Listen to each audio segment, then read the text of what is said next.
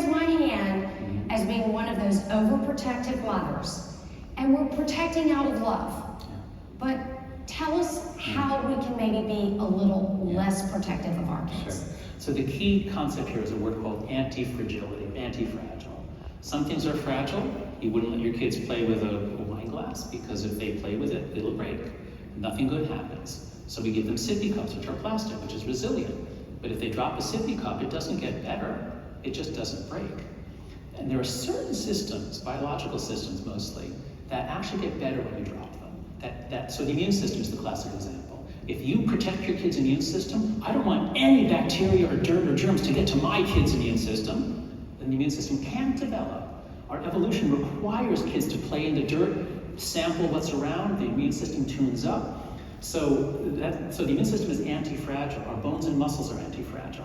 The story about trees is a funny one. Older people remember there was a thing called the biosphere experiment in the 1990s where they tried to have an enclosed environment that humans could live in and use all the same oxygen and water, because someday we'll have to do that on Mars. So they planted it. They planted the trees in the tropical rainforest part. They grew quickly, but then they fell over for no reason. And it turns out that the designers forgot to include wind.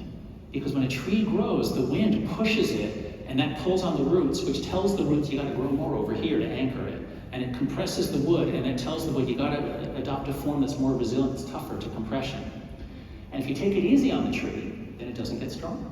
And if you take it easy on your child, if there are never any challenges, if they're never excluded, if they never take risks, if they're never afraid, they don't learn how to manage their own life in a world that has some risk. I think it's a lot just of how the spike was in once social media became a lot more, monetized, I should say, and how kids just aren't interacting, aren't going out and playing. We try as parents to get them out and do as much as they possibly can, but I think that was what really stuck out. I think it's great. I think it's absolutely great. I come from a family of educators, so I know what it's done to the classroom.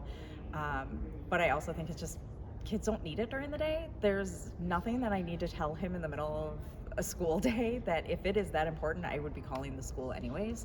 So I think it's wonderful that they don't have it and they can't use them during classes.